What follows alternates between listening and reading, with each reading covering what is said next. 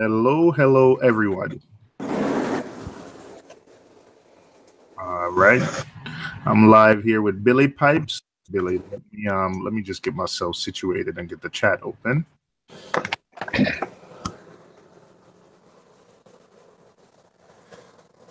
I'm gonna. I'll be here, but I want to send the link to a bunch of people. All right, no problem, no worries. The more, the merrier. I'll give it a sec, let it go. It says we have 10 viewers, but sometimes notification just takes a minute. Hey, what's up, Sainty Pinoy 1984? What's up? Live with Billy Pipes. Hey, DC, you're welcome to join too, man. The cool brother. Hey, what up, Alex? Hey, Biz. Biz, come in, man. This is going to be like a little friendly debate. I'm hoping I need some backup. You know, Billy's a man of many words. You got your back. Is the Biz going to be your backup? Who you bringing in?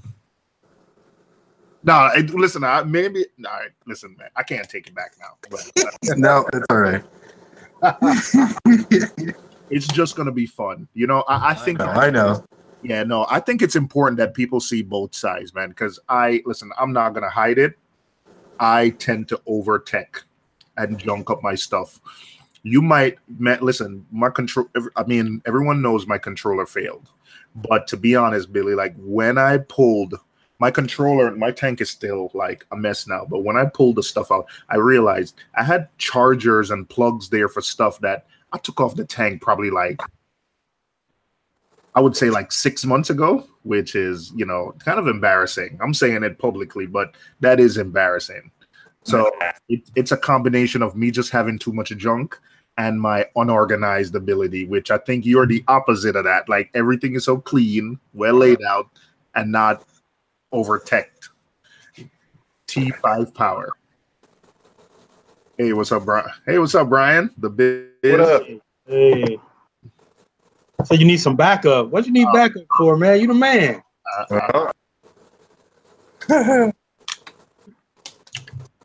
Yeah, I did not prepare at all. Everything is off the top of my head. We'll see. We'll see how quick I am. But Billy, I think Billy's outside grabbing a smoke. But I want Billy to give us like a quick tour of the tank, though. Yep. That would be awesome. I literally just got done eating and doing dishes, so take a break here. Let people jump in. Let people know that it's going to be a friendly, not competition, but I just think you don't need high tech. You don't? What? You don't need high tech. You don't need high tech. I do agree with you, Billy, but there's always the but. It's nice to have. There's always the but. Brian, I've seen Billy's system in person, and let me tell you something. I think Billy is one of the most organized people I know. Like everything is just neat, laid out. He has shelves downstairs with like products, and I think everything is even in alphabetical order. That's how neat. That's beautiful. I wish I can be like that, man. I'm just organically it just grows. You know? No forethought, just do. I need to be like that, man. Seriously, though. I think that is a good way to be. I'm not organized. All right, Billy, start by telling us the size. I think most of us know the size, but start by telling us everything, man. Okay, so this is the tank here. You know what? Should I turn the TV down? Can you hear the TV in the background? We hear it a little bit. All right, let me go turn it down. All right.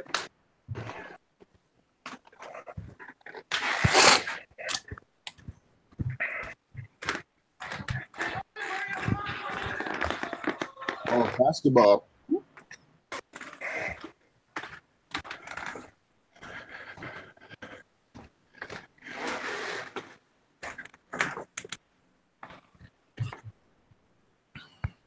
All right. So the system is a 75-gallon tank. It's just a standard deep blue. It's a specific non-tempered tank. It's called. It's specifically built for drilling. So it's just a basic. I did a little.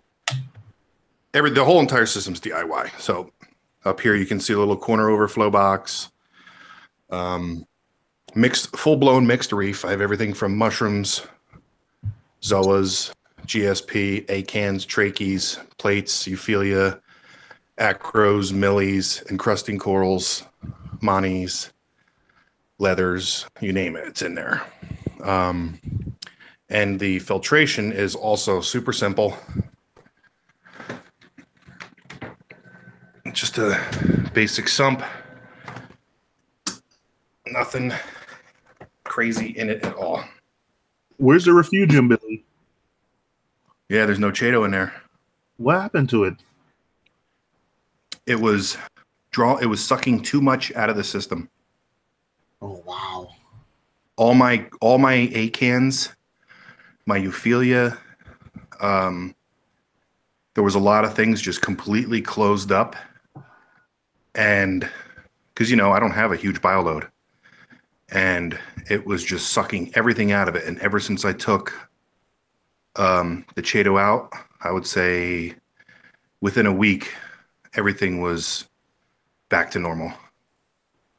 So, Billy, what are your ideal parameters? So I've been messing around a lot with my parameters. I've always had alkalinity at 7.5. My calcium is usually 450 to 500, and magnesium's always random. Not random. I never really test magnesium. I don't even think I have my last test result here. Let's see. Yeah, I don't have I just actually threw out my last test result. I think it was like 1335 or something for mag. What do you normally run, phosphates and nitrates? Phosphates are always been undetectable. And nitrates, I try to keep around 25. Okay. All right. Right now, they're probably at about 10. They might even be between 5 and 10. Anything else? Strontium, potassium? Nope. Nothing. And I use all Salifert kits, Salifert test kits. I test every single day. Oh, wow. What? See, here's my chart. Here's my low-tech chart. I have written down, right, what I want to. So if it's at 7.5, if I want to keep my DKH at 7.5, it tells me what to dose at 8 and then 8.5. I wanted to try and get in between 8.5 and 9. And when I started to go that high, I noticed less polyp extension on my SPS. And so I'm actually back down to, so here's my test results all the way back from April 29th. You can see I test every single day, sometimes twice or 3 times a day.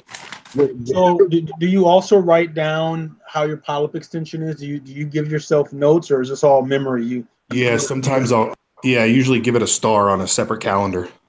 Okay.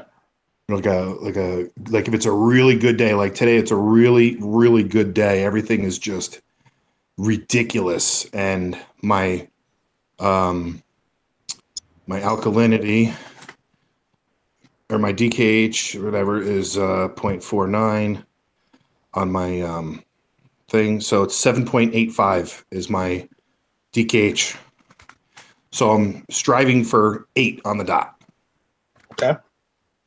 7.5, it's always been happy. But a long time ago, not too long ago, somebody commented and said, hey, if you miss a couple days or if something happens, your your alkalinity could drop. So I'm like, all right, if I have it at 8, it'll give me a couple days if something happens. Okay.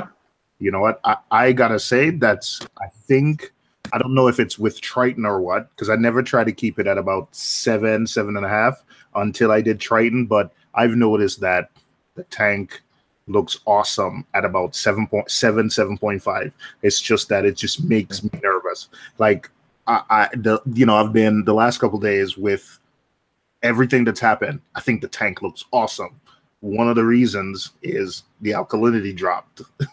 It's around 7.6. So it looks like that's that balance where everything is just super happy. It just making me nervous just to keep it there because something happens and it drops, or, the last month I've added a ton of SPS frags. So if those all of a sudden start growing, I'll be in what I'm going to call the danger zone. So it just makes me nervous to keep it at 7.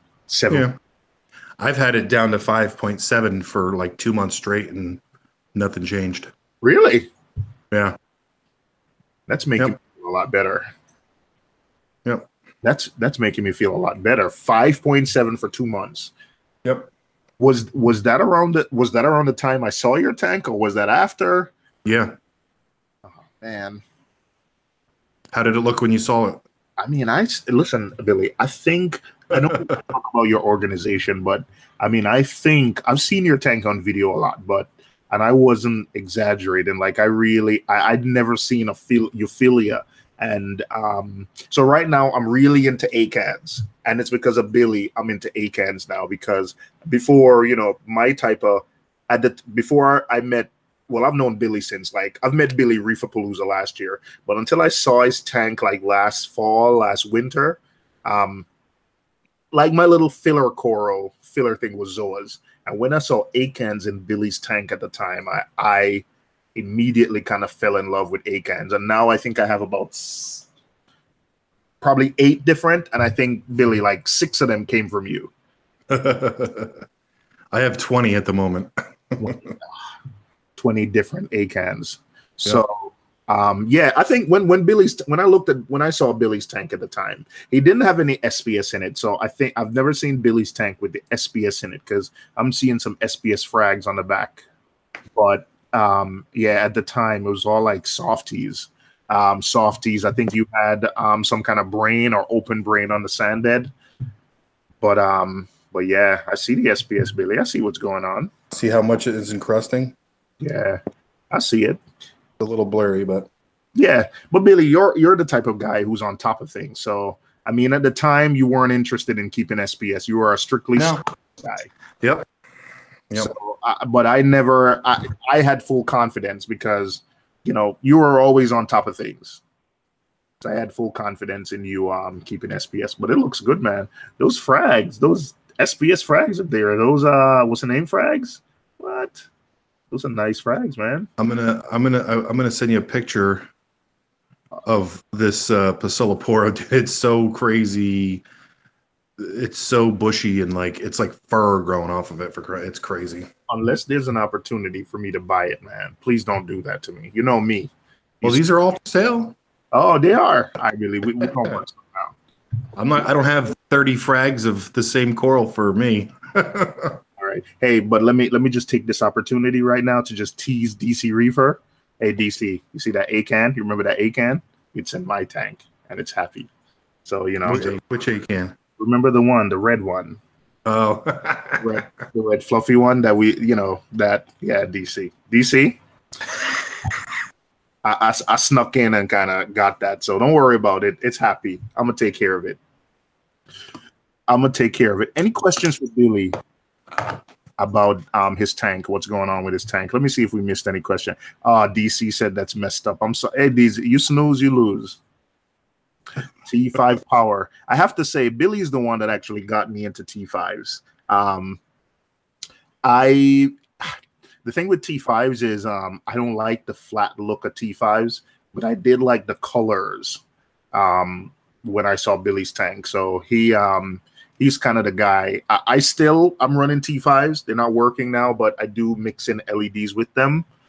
Give me that little shimmer or pop.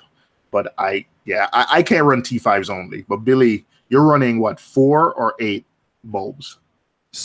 I just built the 6 bulb fixture. Yeah, it's downstairs right now because I'm gonna paint it. So right now you're looking at 4 bulbs, but the past week I've had 6 over it. So you're wait, hang on a second. Well, hang on a second. So you have a 4 bulb. You're running 4 bulbs over a 4-foot tank. Yep. And you're running SPS with it. Yep. I mean, my SPS as it is at about 150 par when all 4 bulbs are on, and I'm only using 2 different types of bulbs. I'm using the ATI Blue Plus and the ATI Actinic. all right. ATI 2 blue plus 2 actinic. Yep. And you only have 4 units, and you run the SPS at 150 par. Yep. And my SPS at the moment is probably the fastest growing coral in my tank, besides the GSP.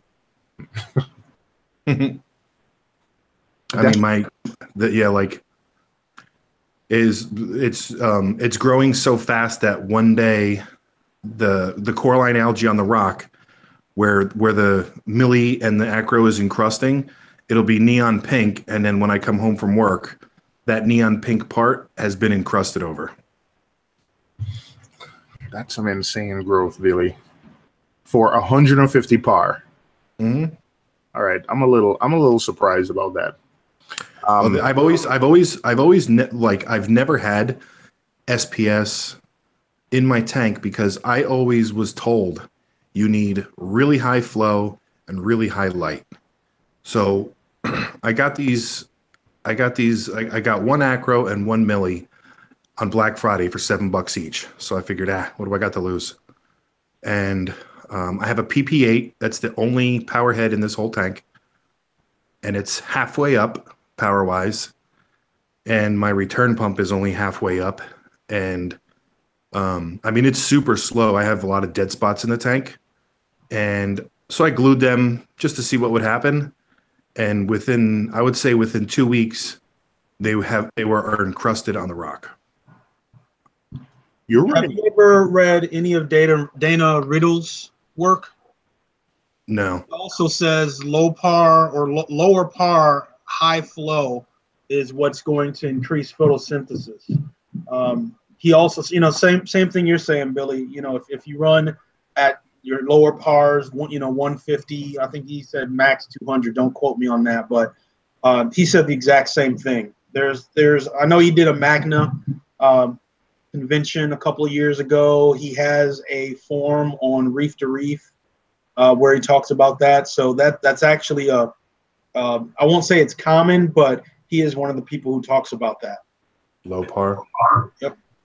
So Brian, I agree with you about the low par thing, but that had me thinking. In the week I've been back. Tomorrow's going to be a week I've been back, and I haven't run any T5s. It's been the LEDs. They're about a foot over the tank, and they're on less than 50%. But I don't know. Like, I just think the tank is looking amazing. There were some sensitive acros, I don't know their names. I got to look up the names, that were right under the light. So they were in the high par. They were getting full blast of the T5s, full blast of my Radions. Those have bleached, for the most part. They've died slowly over the last week. But for everything else that's in the tank is looking amazing. And I've probably cut their light output in about half in the last week because I was running my T5s for about 7 hours. So maybe I should go in and measure the par and see where they are now. But it's a dramatic, like, I'm really debating putting the T5s back on, or even if I put them back on, maybe only running them for just a couple hours for color, maybe. Mm-hmm. Or even if I am going to use the T5s for major, even if I'm going to use the T5s for my main lights, then only use the LEDs a little bit to kind of add that pop.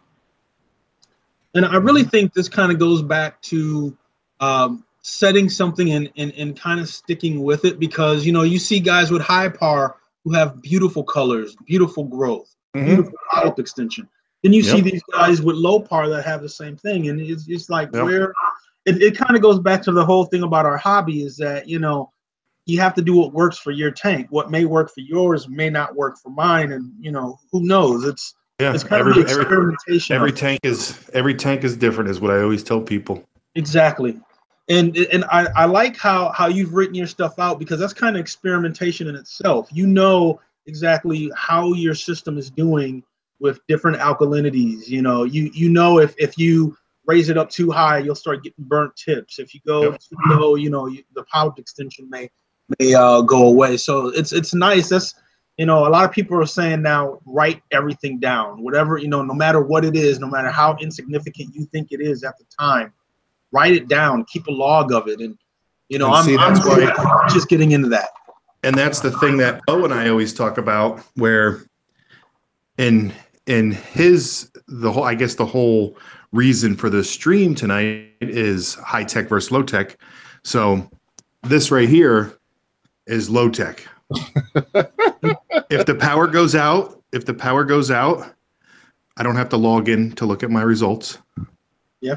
If I'm not at home and my, you know, emails, whatever, I can just say, hey, hun, what was my DKH at this day?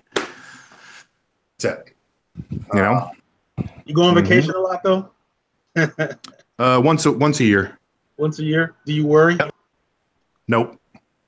You just let it go, because I worry. Even though I have an Apex, I know everything my system's doing. I have cameras set up everywhere. This year, I definitely don't. Last year, I had somebody watching the house. Fiance's mom was watching the house, and when I came home, I noticed the tank was crystal clear, like the glass was flawless.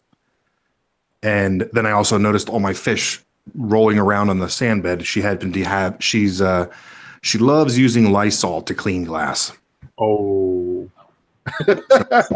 Oh, just got that. Oh man. Yep. So she nuked it. Everything died. But this year I'm having one of the guys that works for me just come and feed the fish every other day and squirt in like 10 mils of alkalinity. That's it. Also, you manually dose too. Every day. Yep. Twice a day. Oh. Hey, Biz, I tried to give Billy a doser. No can do. He did not take me up on the offer. Like, I know they work, right? But see, for me, it's like I've heard, if I hear one story that the doser wouldn't shut off and their alkalinity went to 15, that's all I need to hear. Because I'm not going to accidentally squirt 600 milliliters of alkalinity in my tank. For me, though, I would say the number one reason to get an Apex is the family's involvement in the hobby with me. Like, my wife will not. And it's also another thing to do with my unorganized mess and the cord octopus.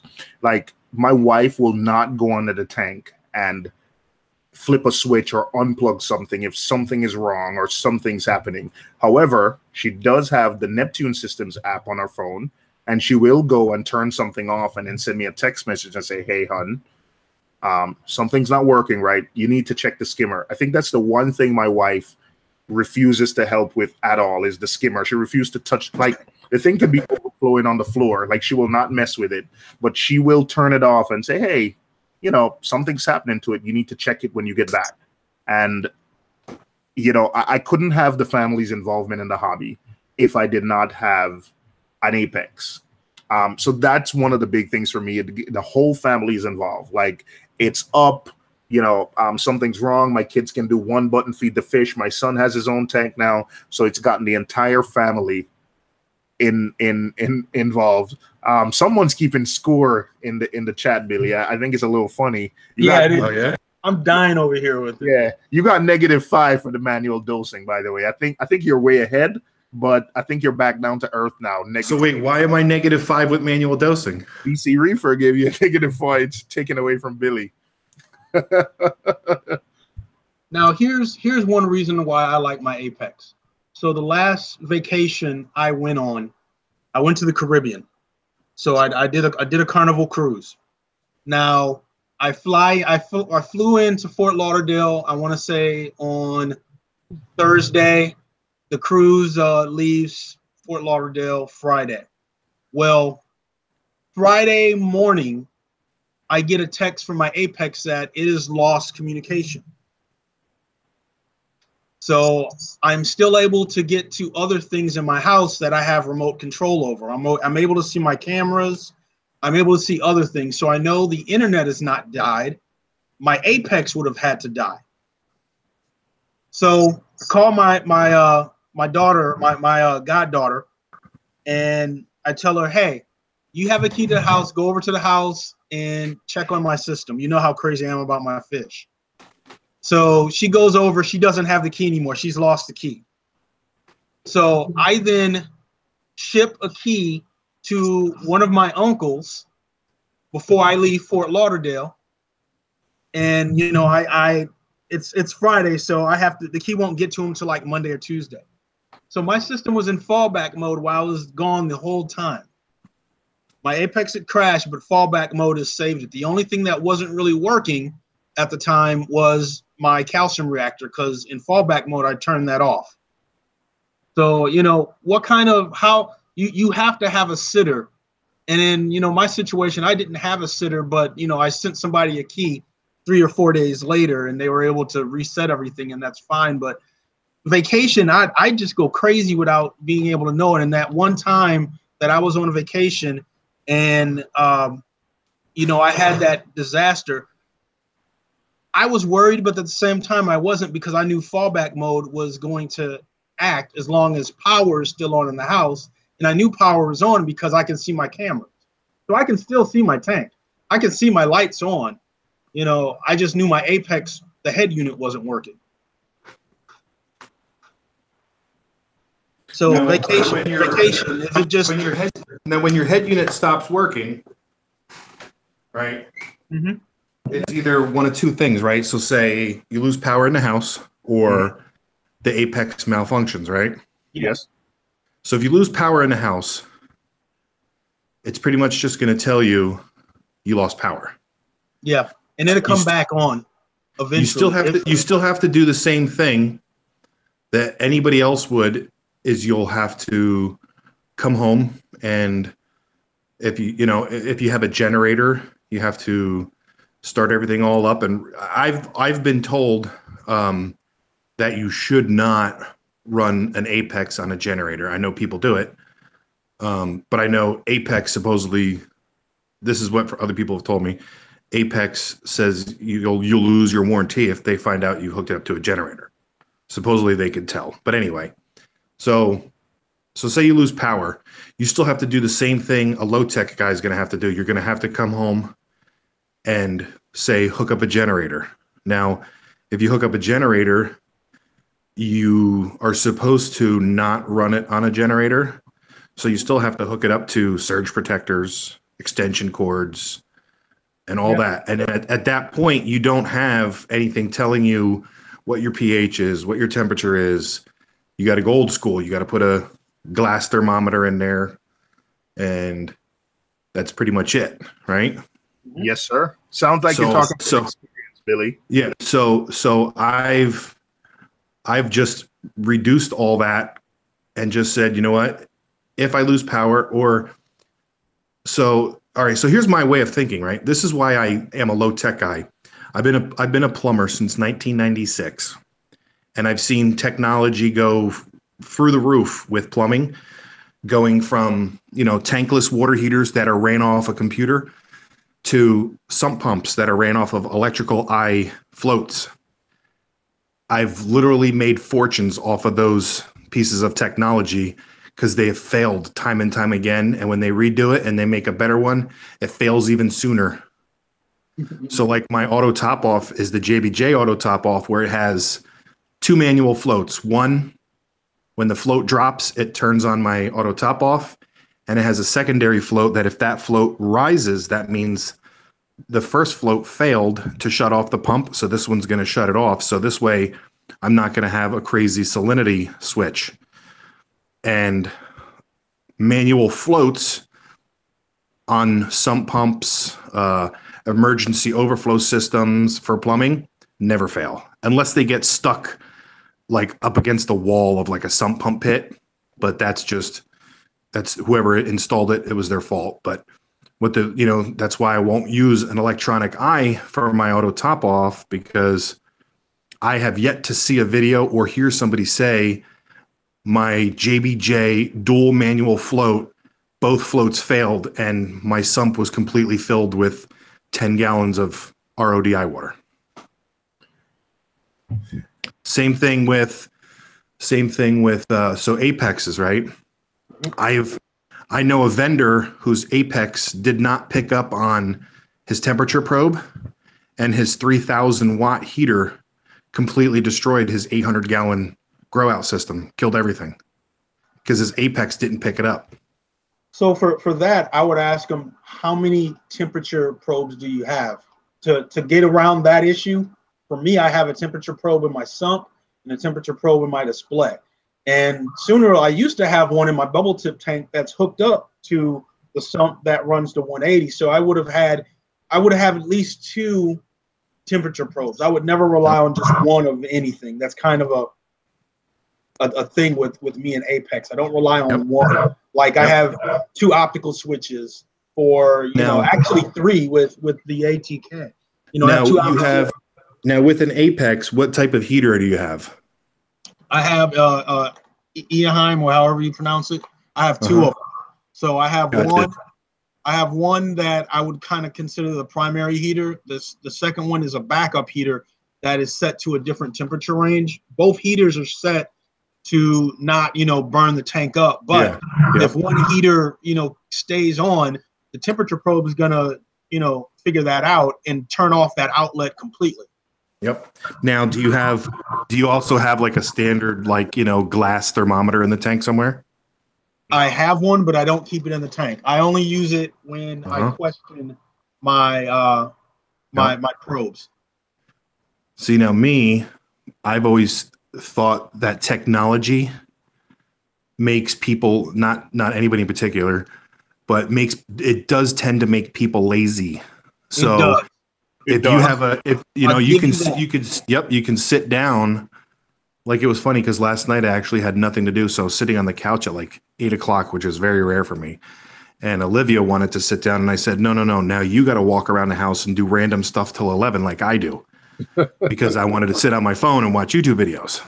So, like, for me, technology, since it makes me lazy or makes everybody lazy in one way or another, like me, I have a glass thermometer. So usually when I come home, I check the thermostat, which is right next to my tank, and it tells me, okay, so the house is 74, so the tank should be fine. But then I look at my glass thermometer. I have 2. They're only 99 cents, one in the sump, one in the tank. And I have it right at the top of the water under the T5s, and it's never over 79. And then, I have my Aquarium heater. Knock on wood, I've never had a problem with them.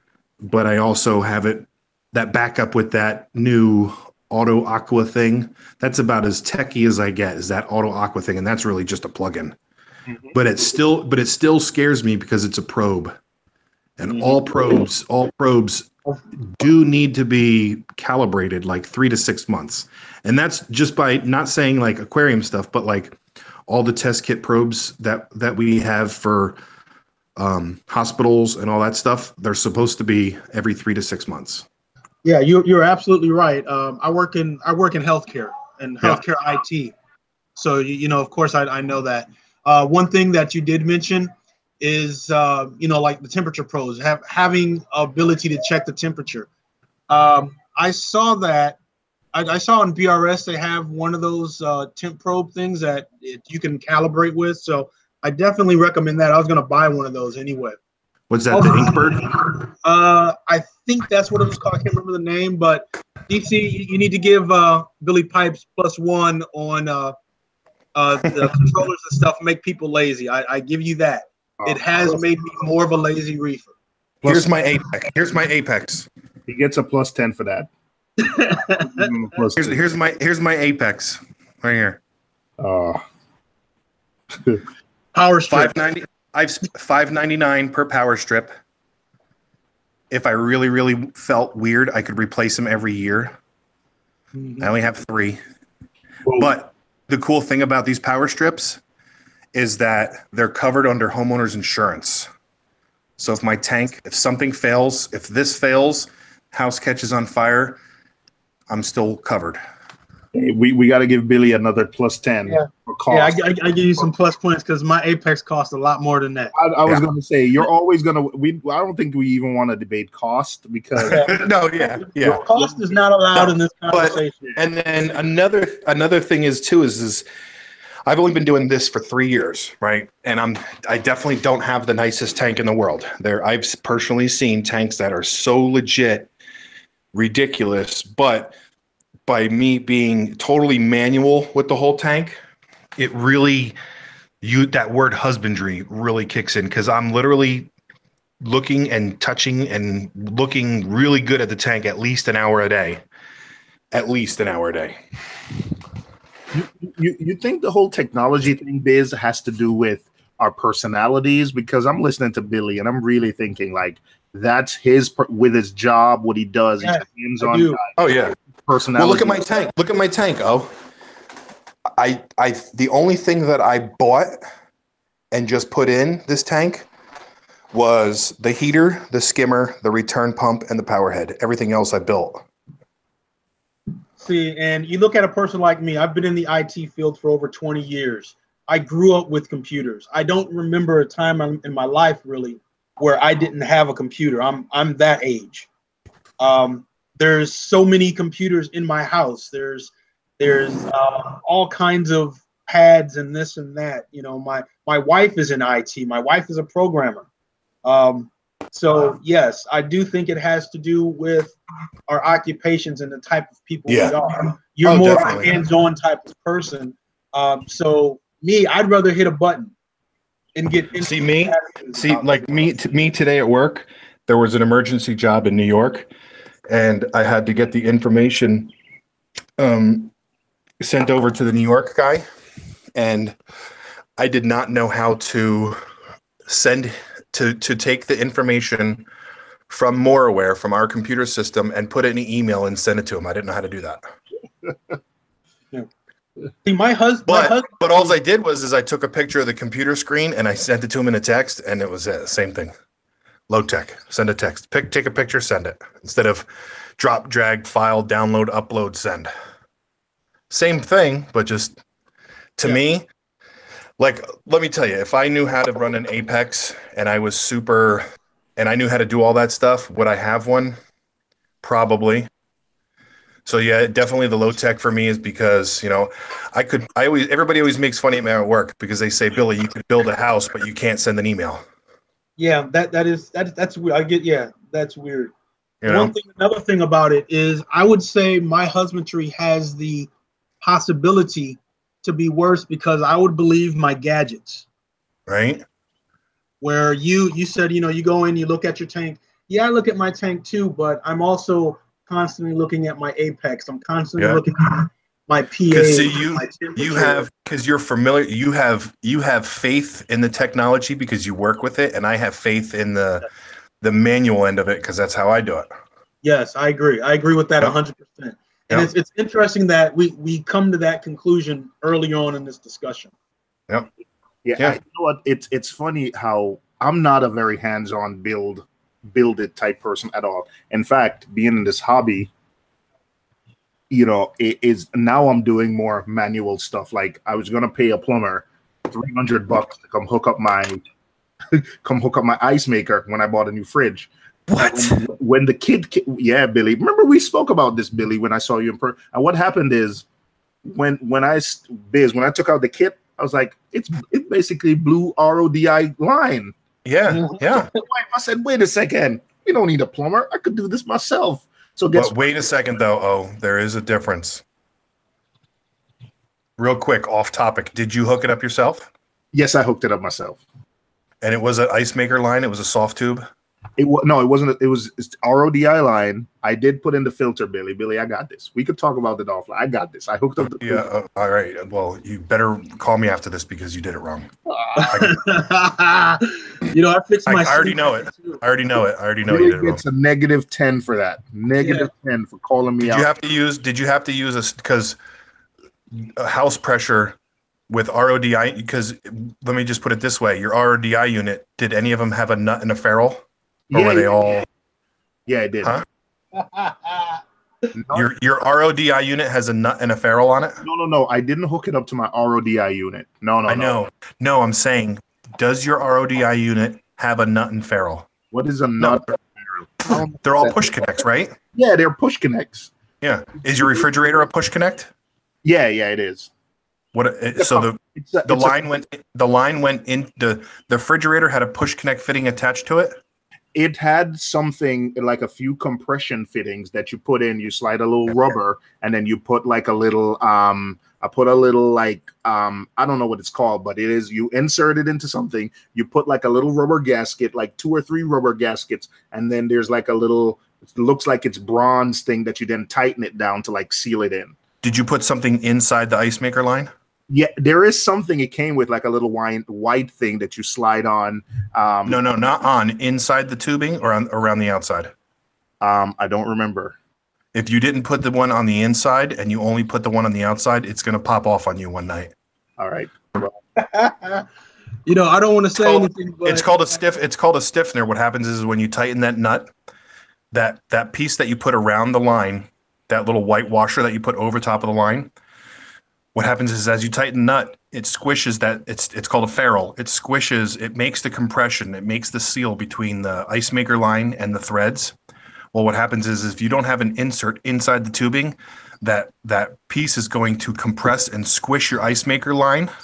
And eventually what happens is when there's a water hammer, it's called, when there's like air in the line, or there's a sudden burst of pressure throughout the complex, it's going to blow that line off, and you're not going to know it until your tile's floating. All right. Well, I'll check it. Yep. Saying she followed the. But anyway, okay, let's go back. Yeah. I'm looking up what a ferrule is right now. I think it's FERRE, a plumbing ferrule. Yep.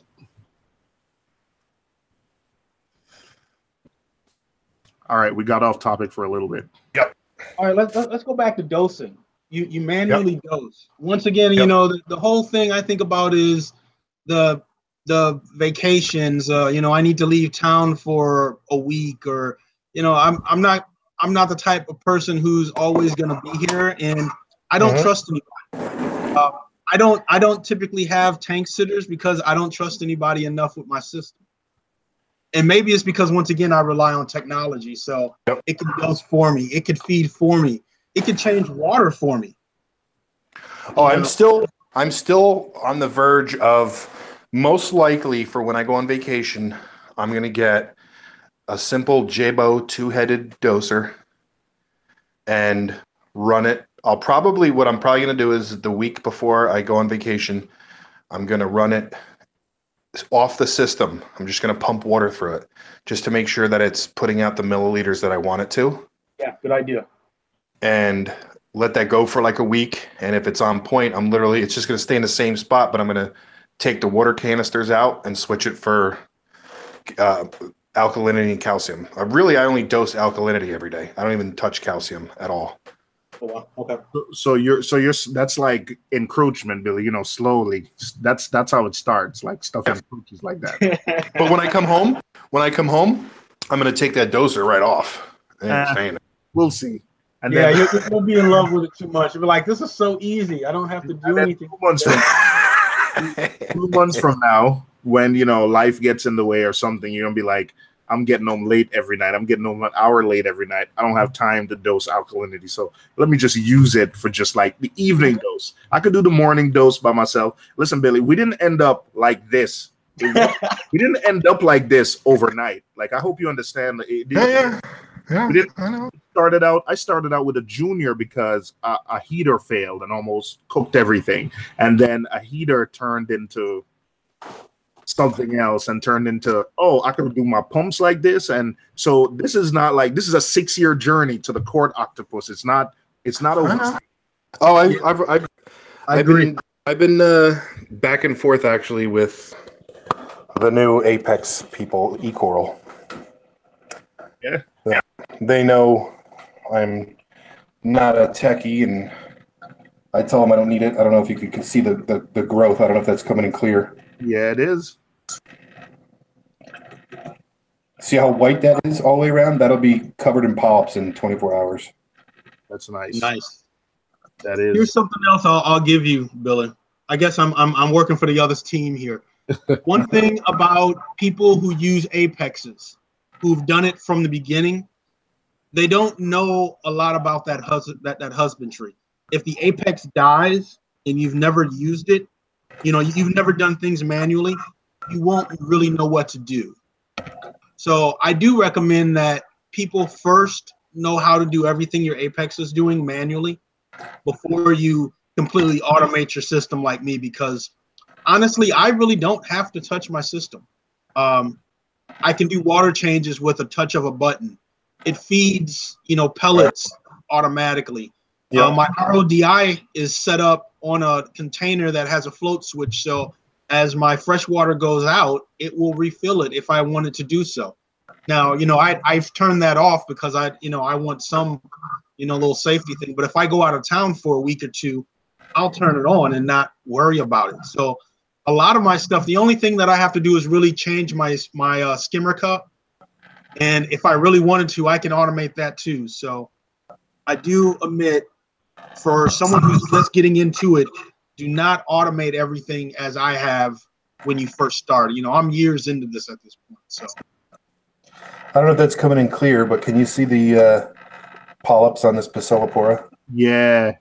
that is nice. Hey, Billy, we got to talk about like one of those frags, all right? I mean, look at that. I can take these out and pet 'em. I can take these out and pet them too. Hey, those are not some small frags there. Yeah, they're pretty big. No, yeah, these are. That's a Pastelopora? Yeah. Oh, God, I hate that shit. Those things grow so fast. Yeah, and they're so they grow, especially in a smaller system. I think when they're happy and they start to spread out. Yep. They'll start dropping frags themselves. Yeah. That thing will beat most SPS. That thing killed part of my red planet. And you have one power head in that, Billy? One power head. One, it's a PP8 and it's halfway. You have a PP8 halfway? Yep. Dude, But look at the surface though. I have a CP, what is it, a CP25 and a PP8, full 100%. Gosh. Yeah. He has a lot of surface agitation though for one pump. Yeah. That's crazy. Yeah, that's I don't and Billy, did you change your aquascape since I saw the tank in person?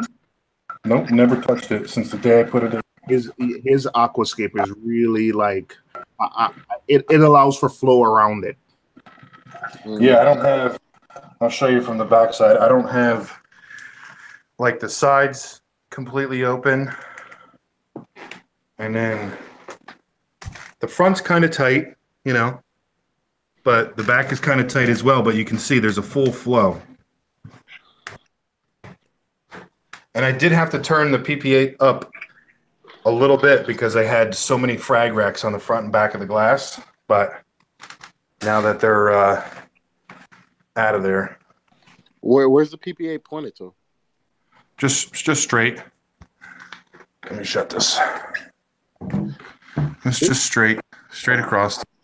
On pulse mode. Wait, top. Let me see the top. Oh, shit. Yeah. Shit all on my floor. Fuck. Sorry. Yeah, that's some nice surface agitation, Billy. And that's 75. That's dope. Yeah. And here's you can see it. I only have it up one notch because, like I said, it's got the all the frag racks. But usually it's only on the fourth notch. Did you how many fish do you have in it? And I think you're one of those, you don't have any tangs or any bioload fish.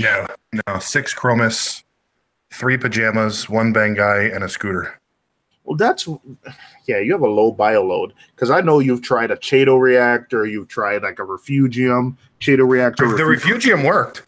The refugium, I had Chaeto growing for 3 months, and it was growing with just a drop light and a light bulb that I actually took out of the chandelier here. That was it. But you said your nutrients are too low, so you took it out. Yeah, I just noticed the coral weren't as happy, and I thought it was either the flow from having all the frag racks in there, it was really messing up the flow, or the nutrients being sucked out. Man, I just had another question, and how often do you do water changes, Billy? Let me look at my schedule here. Oh boy, here we go. Ever since I've been dosing, I used to do 25 gallons a week, and I have a total of 65 gallons of water. And now that I'm dosing, it's like super rare. I really only do a water change when I notice that my calcium is dropping. So Wait, what did you? Was that like a little? Was that a little like tripod for your phone? yeah, dude, dollar store, Dollar General. Dude, what kind of Dollar General do you have there in New Jersey? We don't have those. I could sell these on eBay for like $10 each. Dude, we don't have those at Dollar General in Yeah, it's just a standard, this thing right here. Yeah. And you put it right on the table. Done. So I did a water change. I did a water change on May 17th, and then another one on the 28th. So 11 days later. What's called? I got a question. I think I know why you have such good flow. How often do you clean that pump? I just cleaned it after 10 months because it had so much coralline on it. Yeah. And now that I cleaned it, it's like making a clicking noise. But yeah, I've cleaned it once since August, I think it was. Mm-hmm. You have it on pulse mode? Yeah. Yeah, the clicking noise is from what is it? It's that little, the plastic rubber that it sets in. Yeah, because it's going back and forth every time mine's have done that once, and it gave up after that because it's gonna wear out. As soon as I started to hear it, I figured I'm almost at the year mark, so on a $45 power head, I'll get another one. Yeah. No, what I was gonna say is you could put RO, like not RO2, dosing tube to make it sit better because like it's from the magnet slapping around on the inside. That's what's going to kill it. Gotcha. Yeah. So you just want to stop it from slapping around because mine did that and it gave up the ghost like a month later. Gotcha. Yeah. Okay. Now I was going to say your flow is probably like good like that because you clean yours a lot. Like whenever I clean mine, which is never, I cleaned it like once. Dude, it was like night and day. Whole new world, right? Huh? Whole new world, right? Yeah, whole new world, man. Like some Aladdin thing.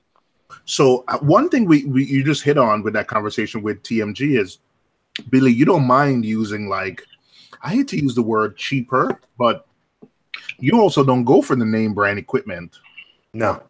Like I wanted an MP10 like my whole life, but once I figured out you can't aim it or do anything with it, but just set it and forget it, and for whatever, I think it was like $200.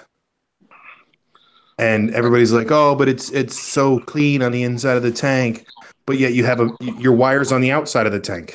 You're still going to have a motor on it. Total dimensions is the same. I figure, you know what, $45. Yeah, I could have like 3 backups for real.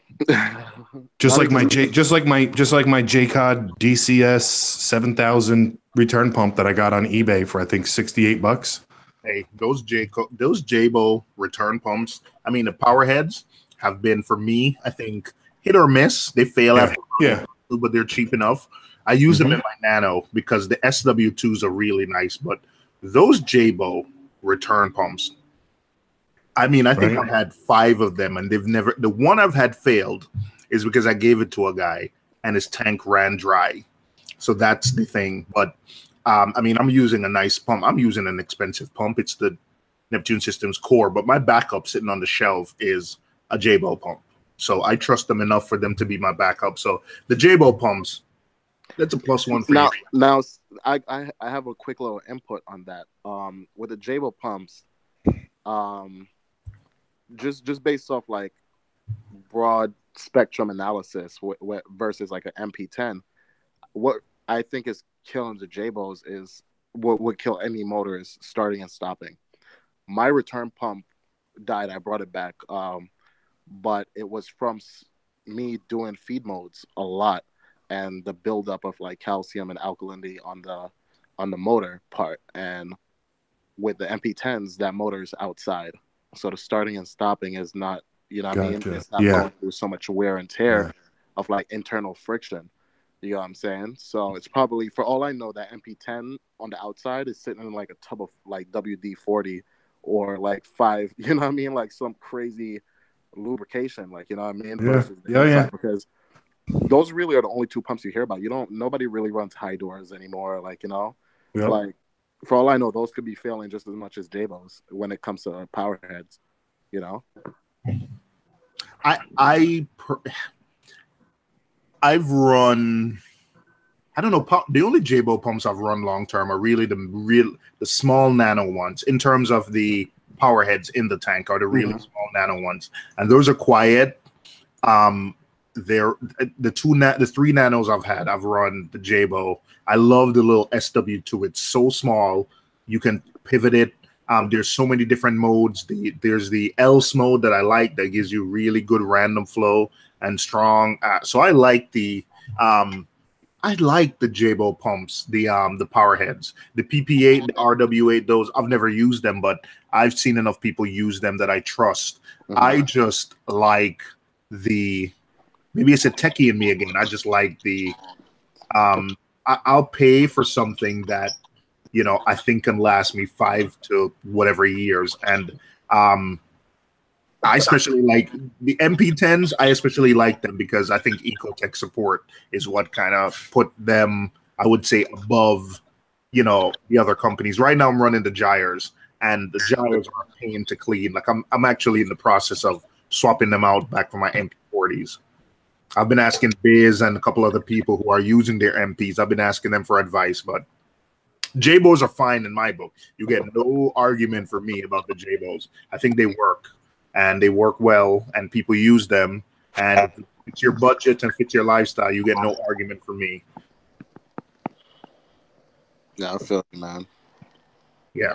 I have the Jabo Gyre. This thing is loud as hell.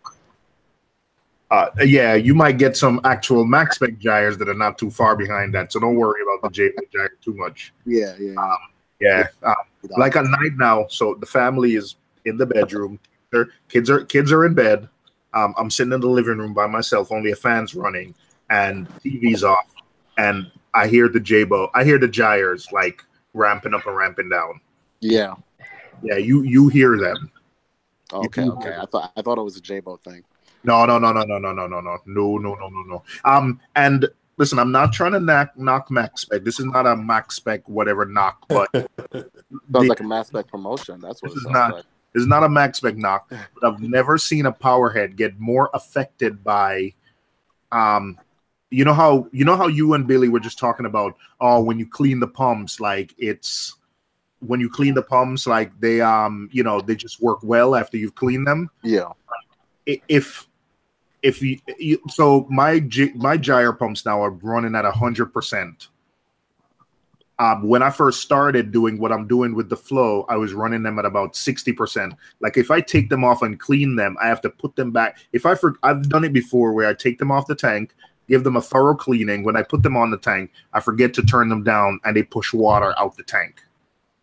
Like it's a big difference. Like they get affected. Like you find yourselves turning them up by 10% every month. They get affected by I'm sorry, but the MP10s, you just don't find that happens with it as much.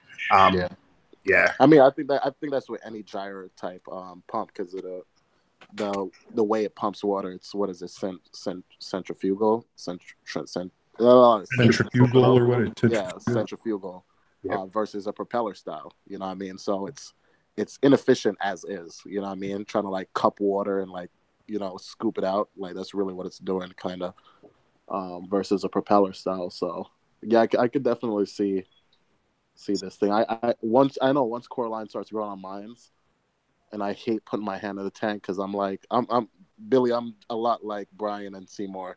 I don't feed my tank. I buy cubes because that's how I feed my tank. I only put cubes in my tank.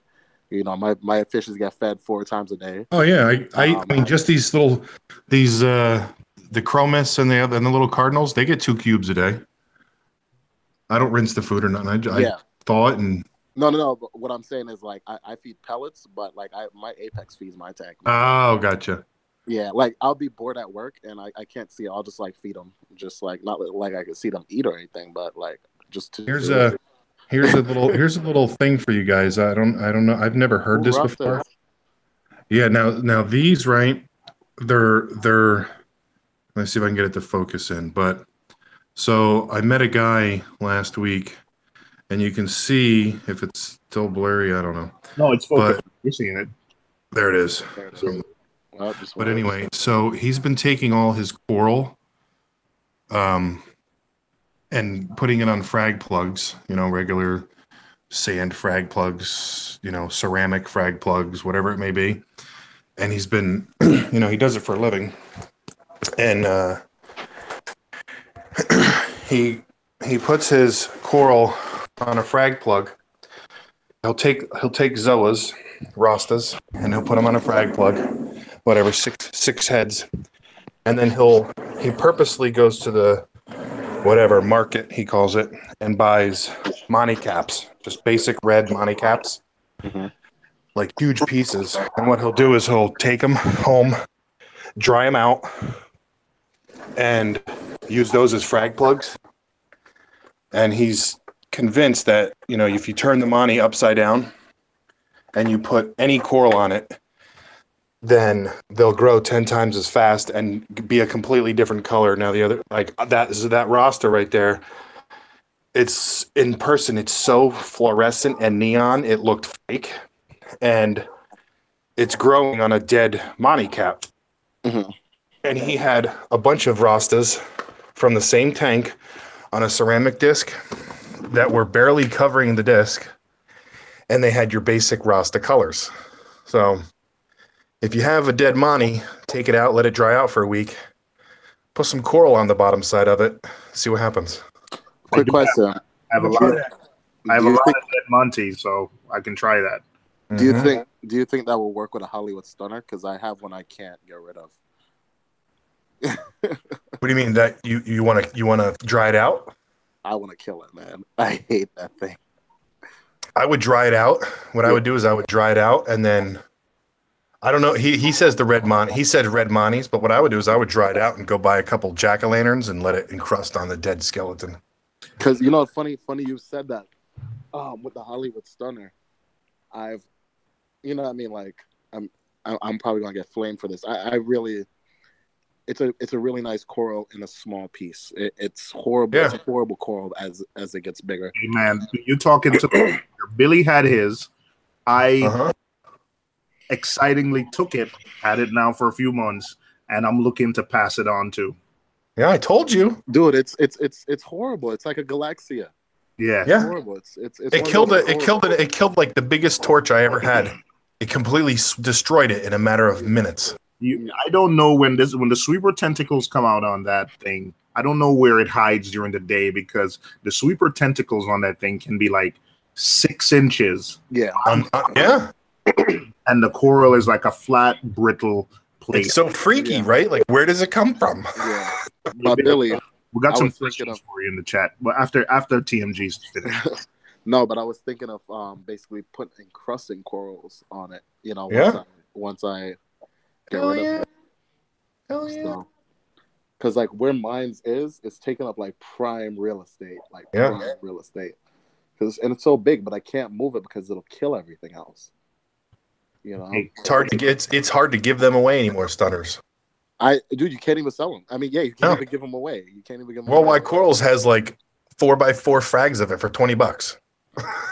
That's retarded. I avoided the whole Hollywood Stunner thing. I'm glad I never got any of it. I hear so many bad things about it. Yeah, don't get me wrong, Brian. It's a so beautiful. Yeah. Like it's probably a Hollywood Stunner and a Passilopora and green pallies are probably the most underrated, captivating centerpieces in a tank. Yeah, I mean, next to a red cap, everybody that looks at my tank in person, the first thing they do is like, "What's that?" I'm like, "Oh, it's a Hollywood Stunner." Take it. What's that? I'm just like green polyps, but look at those other chaoses. No, like those are green polyps. I'm just like other chaoses. Look at those. Admire them. They're expensive. Like Yeah. the Passalapora, because it's so bushy. Even my Passalapora sends out sweeper tentacles. The closer it gets to my red planet, the more it actually sends out sweeper tentacles. I rarely see them, but those Passalapores you have, Billy, if you catch them one night, and I don't know what triggers it, it's not every night like the Hollywood Stunner, but they will send out sweeper tentacles that look identical to the Hollywood Stunner. I've never seen that on my other Passalapora, the rainbow Passalapora, but this bushy thing like sends out some crazy long tentacles. All right, Billy, let's ask a question. Hammy's Reef wants to know, how do you frag your acans? I don't. You have to. So there's a trick to letting them grow out. They do encrust, right? So typically when you buy an acan, they're on a stony body. Usually the stony body is kind of thick. It's like a 1/4 inch tall, maybe sometimes even a 1/2 inch tall. So the trick is to fragging acans is if you're at an LFS and they have a saw, ask them to turn it sideways and cut that body as thin as possible. And then what you have to do is cut it thin as possible, put it on a disc, and once the other heads start to grow on it, then you can just cut that disc. And you can cut it right through the mouth, right through the mouth. It doesn't matter. They'll grow back. But yeah, acans are hard to frag if they're not grown correctly. I think the comment of the night is from Alex G's. We were just talking about noisy powerhead. He said, if we just make our tanks a little bit noisier, we'll never hear the gyres and the other problems. Very true. Right? I don't know. I think that's one of the things that I will pay a premium for. I understand that noise is relative to everyone. Like, I've been places where the guy's like, oh, my stuff is dead silent. And I'm sitting there like, what are you talking about? Like, I can hear that. So I'm willing to pay a premium for less noise. That's just one of my pet peeves. Also because of the location of the tank. It's in my living room. So if I'm sitting down, watching TV with my wife, I don't want to hear like, gyres fighting with each other, ramping up, ramping down. That's one of the things that really annoyed me about the XR30s, that the fans run all day, every day. And so I will pay a premium for quiet. So, yeah. But I think, I'm not a fan of the gyres right now because of the noise. And the thing is, they're hit or miss. Like, you might clean them and they're perfect. Yeah. I've seen countless videos of them. I cleaned it and it just never went back to, it never worked the same again. You know what? Funny enough, the first generation gyre, Brian, I bought it, used it for a month, took it apart to clean it, never got it put together again, and I had to sell it. Like, and I've heard that before too. Yeah, the first generation one was horrible in that regard. The second gen is a lot better, but it's still a lot of parts. It's funny enough that the best Jabo, the Ice Cap 3K gyre pump is so easy to take. I don't know if the parts are cheaper or what. I know it doesn't have the same amount of features and it's cheaper, but it's so easy to take apart and clean. It's like a 5-second thing. Like, there's no little bearings and it's just plastic. Maybe it won't last as long, but it's half the price. You take it apart. It has like hard plastic, probably the same plastic like our Vortec pumps are made out of, the inside. And you just insert it into a slot. There's only one way it can go. Left is left, right is right. You can't put left on the right and vice versa. So you just put them in and you slide the cages back on and it works. And low tech. It's low tech. That's why. Had to bring Let's that just back put it up. this way, right? Let's just put it this way. This is another high tech. This is, if DC Reefer's still there, maybe he'll give me a couple points. But so back in the day, anybody could fix their own car because the engine was super simple. Now you have to be like certified to change the oil on a Mercedes. Yes, you get great performance, yada, yada, yada, but you can't fix it yourself. You can't, if something goes haywire, you're beat. The whole car's shut down.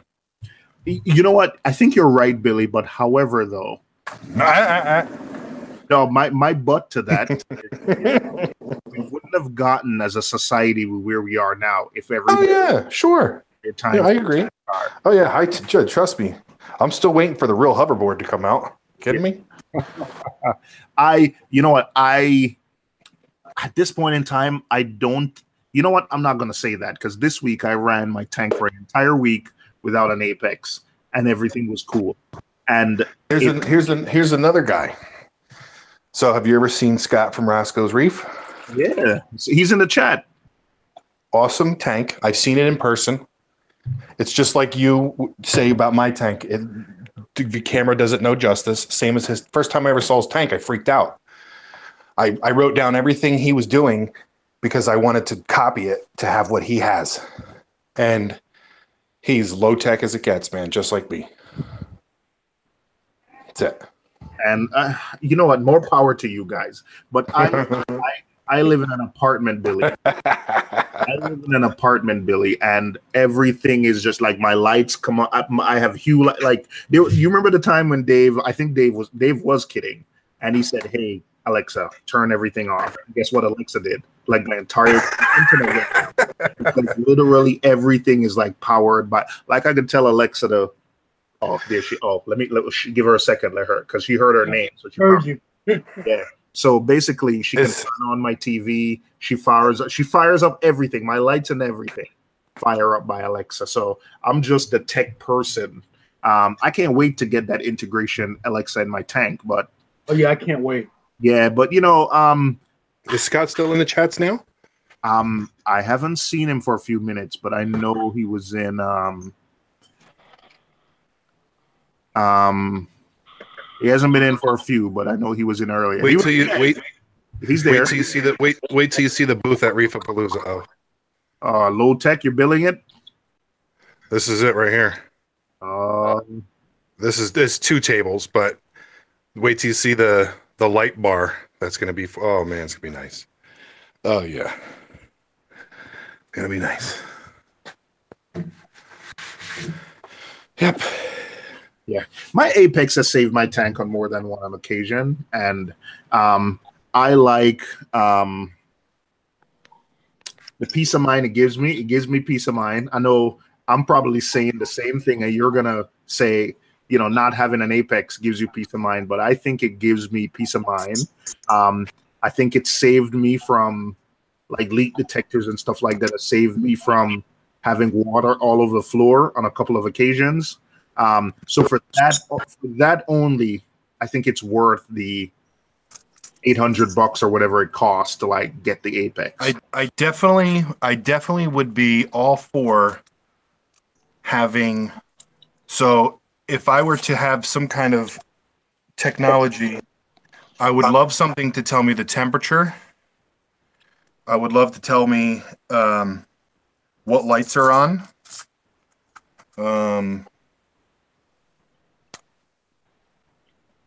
And that's about it. So you have the Inkbird, right? I know we spoke about that. You have the Inkbird. I think it's like $30, and you can plug a heater into it.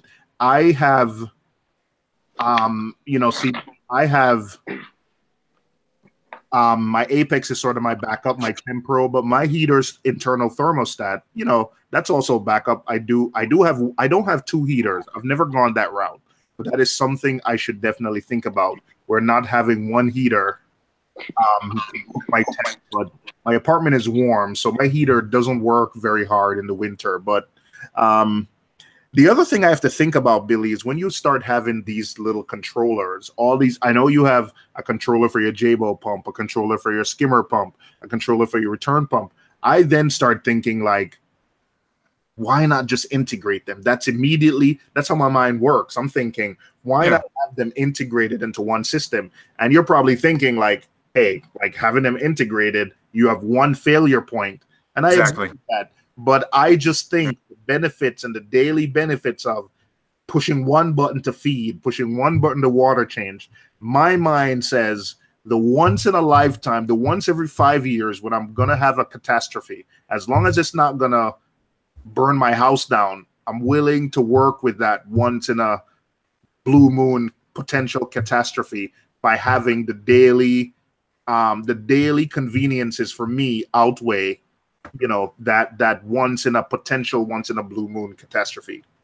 And I think also, like the Biz was saying, when he goes away, and you're away a lot too, right now for work, once a month. Once a month. You need it. You need it. Right? Yeah. You got to have it. Yeah. I do. Yeah. I definitely do, because I can jump in a car, right now and go to Memphis or go to Chicago. I have family in both Memphis and Chicago, so I'm up and down 55. We take trips with the kids and everything, So yeah, I need it because I'm not here all the time. And like I said earlier, I don't trust people with my tank.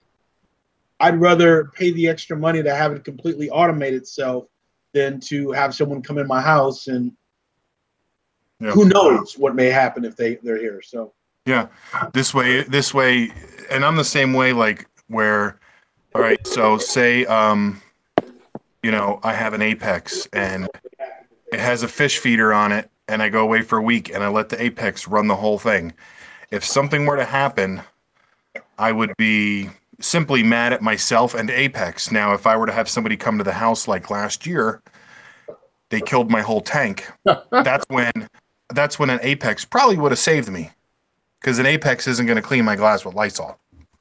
Hey, and Billy, if it was a business though, I mean that. Oh man, I mean I'm laughing, but I'm not laughing. It's not funny. It's not funny. It's not. Yeah, you know what? And there's also. I mean, I'm laughing, but I'm not laughing. Okay. Oh, someone just joined in. They just have to mute YouTube. But with the auto feed, a lot of what I've done over the last 6 months is I've reduced. I still have a lot of junk on the tank, and I agree. But I've reduced both the bio load and stuff to a point where it's like, for instance, I took the copper ban out, not only because he was messing with my new clam, but because he's one of the few fish that needs frozen, that needs, like daily intervention. So I can seriously leave my tank for a week and feed pellets every 2 days, and to sort of prevent, the stuff crashing the tank. When I'm putting pellets in my auto feeder, I measure exactly what I would feed for the week and put it in. So even if it crashes, even if it dumps everything in, it's not going to be a month's worth of food. It's going to be a week's worth of food. You understand? So there's little precautions you can take. I'm not as organized or have everything dialed down to a science like you do, but I don't put all in on technology, because as I've worked, I don't do IT anymore, but I did IT. That's what I studied in college, but it's going to fail at some point. It always does. And that's why a lot of us have jobs, right, Biz? That's why, because I work. It fails all the time. So if you I think the right balance, Billy, is between what you do and the biz. Like, I'm not as far as the biz. So I'm just saying the biz is on one end of the spectrum and you're on the other, because he's way past whatever spectrum I'm on. He's like miles ahead of me. So I think I got a problem. I ain't gonna lie, I got issues.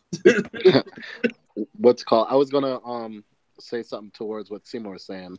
Well, in concerts to the biz. Now, like when you go away, there's certain things you don't let remain automated, like water changes, correct?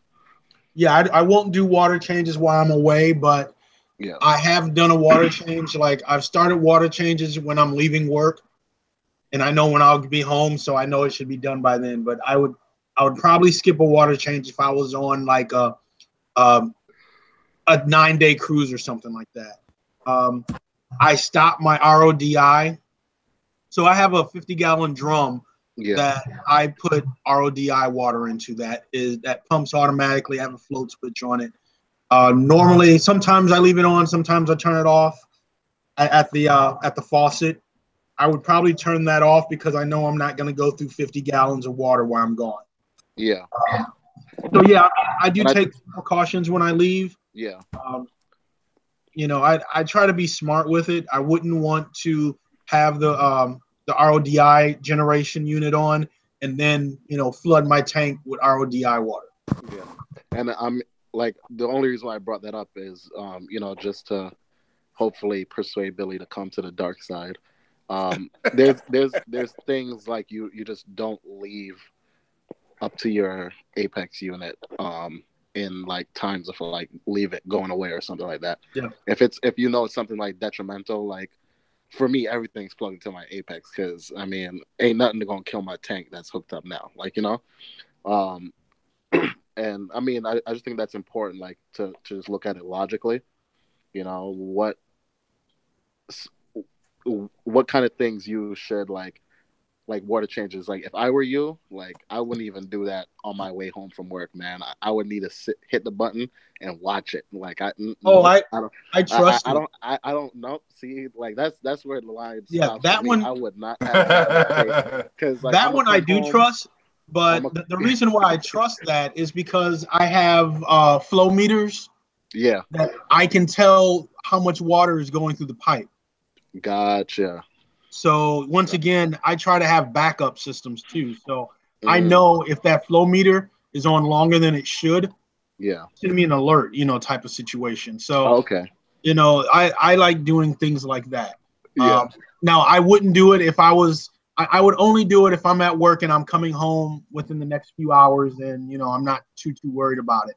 Now, if I'm on vacation, no, I'm not going to do it. I'm not going to risk that. You know, there's certain things I won't risk, but you know, other things. To give you an example, here's another thing that I do.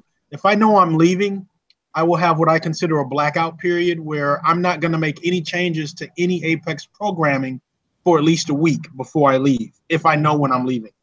The reason I do that is I had an accident one time. I just went out and bought a brand new dose, and I was dosing vodka. And I bought a brand new dose, and I put a brand new bottle of vodka on it. And I'd been dosing before, but I changed stuff around, and I had a situation where my dosing container was higher than the dose. And the dose broke, and it created a siphon and dosed an entire bottle of vodka in my tank while I was gone. Once again, I made a change before I left. Now, if I was at home, I would have caught that. But since I was gone and it was just a siphon and it didn't really detect that it was dosing, I had a problem. And like I said, I dosed a whole bottle of vinegar. My tank turned white, basically, with all the excess carbon dose. But, you know, nothing died. I saved it. I did so many water changes that next week. It was crazy. You know, I had a UV running on it. I had a diatom filter running on it. My filter socks would fill up with like this white gunk from the carbon dose. It did that for a week, but you know that's because I made a change right before I left. I never do that now. Yeah, so there are some rules you have to make for yourself. Hey guys, I not only Apex, but I kind of make a rule for myself. I try not to change anything like a week before. Like last weekend, I was going out of town to Phoenix, and there was a couple times I was going to do something, change something, or put something in tank or whatever. But I said, no. We'll wait till I get back from Phoenix. I don't like to change anything, whether it's the Apex or or anything. I don't like to add anything new or take anything out. Exactly. I just like just wait till I get back. And sometimes I got to remind myself to obey my own rule. But yeah, I have to do the same thing. I get that rule from, once again, I'm in IT. And if we are going to do an upgrade, we stop making changes for a period of time before that upgrade in the test system. So we know we didn't introduce something new the day we go live with a new system. So, you know, it's that kind of thing. You kind of got to have some information systems discipline with your system as well. And you know what? I got to say that when you have like Billy's type system, you know, there's really nothing to mess with. There's no programming and stuff to mess with before you go on vacation. Like the tank's just running. He has a pulse on what happens because he keeps these detailed notes written down of what's happening on Monday, Tuesday, how I dose. So when he's going on vacation, there's no equipment to mess with, no programming, no anything to mess with before he goes. He's not tempted. He just goes and the tank just functions the way it always does function. Well, except for the hand dosing, Billy. You still get -5 points for that. No, my doser's never gonna overload the system. Well, I still can't believe you're hand dosing. yeah, here's the thing. I still can't believe you paid $800 for a computer that failed on you, and you still got to use a surge protector after that. That's not. Ouch! Low blow. blow. That's a low. That is a low blow. But he has the Apex version. Plus, Apex plus, version. plus 100 for Billy. Now, Good. I'm probably older by a whole bunch of years than all you guys. And so I don't consider myself a high-tech guy, but I like to take advantage of technology that I can at least somewhat understand. And so the analogy is, it's just like, okay, like the dosing, okay? Now this goes to probably the thing about me being old and forgetting things, but yeah, I can hand dose. I can hand dose, but I'm going to tell you something and be real honest with you. The days that I was hand dosing, and I had to hand dose a while back, not too long ago, because everything was busted. I had a busted tank and all this stuff. But anyway, so I was hand dosing. But I would take off and go to work and say, I'd be halfway through the workday. I go, did I dose today? Did I? Because after several days, you go, I don't remember if I dosed alkaline and calcium today. And so the other thing about the dosing is not only, with the doser that I have or with any dose, it doesn't matter what you do, but, you program it. Like I dose my alkalinity in small increments over each hour overnight, instead of dumping it all in at once. I think that's a much better way of doing it. Oh, yeah. I don't take anywhere near advantage of my Apexes. I probably use 1/10 of what most guys usually do with it, because there's a whole bunch of stuff. But there's a lot of features, and I got my Apex, and I didn't pay $800. It's like most of my stuff.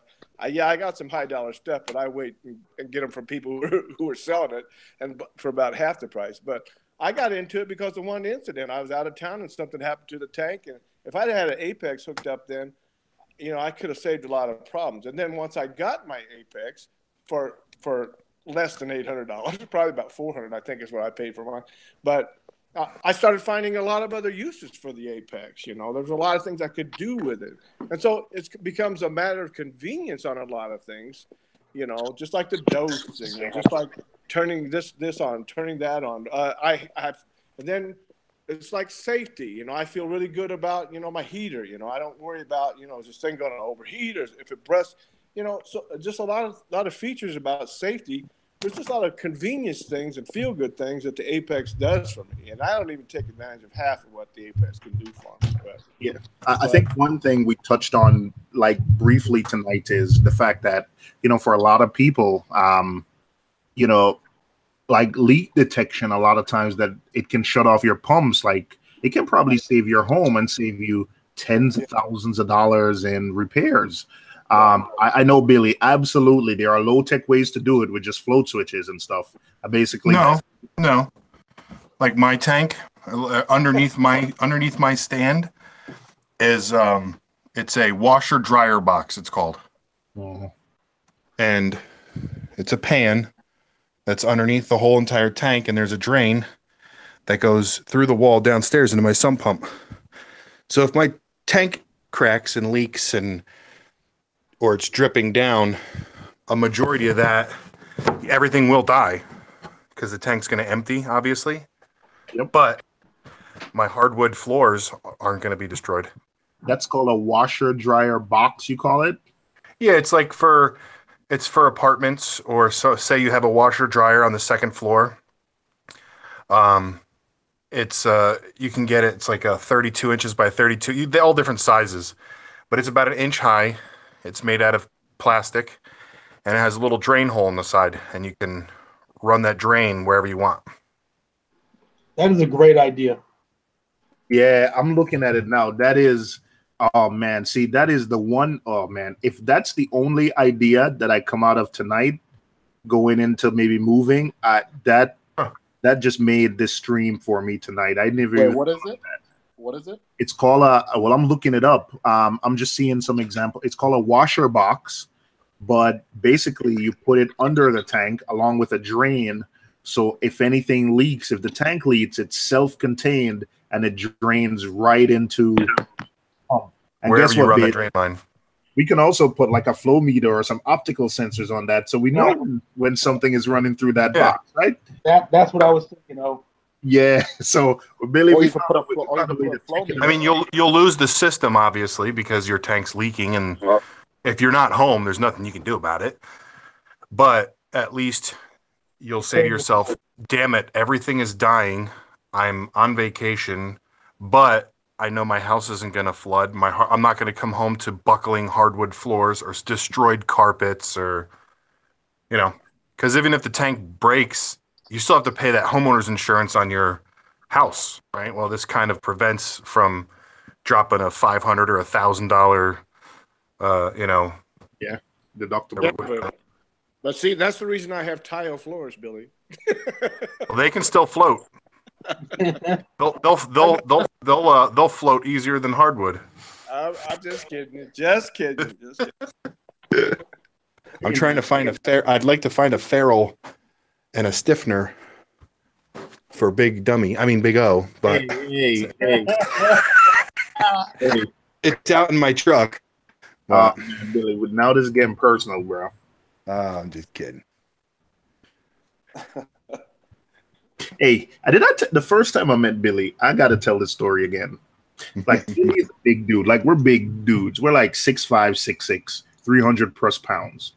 And I'm at Reefapalooza. You know, I spoke to Billy on live streams. When I met Billy, there's this big guy pulling a wagon. Now, Biz, imagine how that looks. There's this big guy pulling like a wagon behind him. And, he's like, hey, if you need anything, let me know. And I'm like, all right, people tell you that. And you're like, okay, you're just being nice. He's like, hey, man, if you're thirsty, I got a soda. My son was like, I'm thirsty. He's like, oh, yeah, I got sodas. Popped the cooler. Had soda. He's like, I got snacks, too. He had snacks. Another guy came back, and the guy was like, man, I don't have any containers to put these corals in. He was like, I have that. Like, Billy, I think the only thing he didn't have was salt water. And that's I did. Oh my goodness. Well, he said he had salt water. It was at 78 degrees, too. So Wow. I prearranged it that one of the vendors would let me have as much water as I needed, and I parked my cart right next to his thing. That's why it was parked in the back there. Yeah. So if you needed frag plugs, glue, like literally people were buying corals and rebagging corals because Billy just had the supplies, and I thought he was just being nice by saying, hey man, anything you need. He had snacks. So my son was like, he gave my son a soda. My son was like, yeah, but Dad, I'm hungry. He's like, hey, I got snacks too. What do you want? Chips? I had Snickers, all kinds of Doritos. So, I know what it's like to go to a swap and be like, damn. No, I had the ultimate frag system for swaps. You had everything. I had everything. The only thing I didn't have was a motor driving that thing. That was it. that is my first experience with Billy Pipes. So I was like, man, this is an awesome guy. What were you gonna say? Billy, you going to Magna? That's still up in the air yet.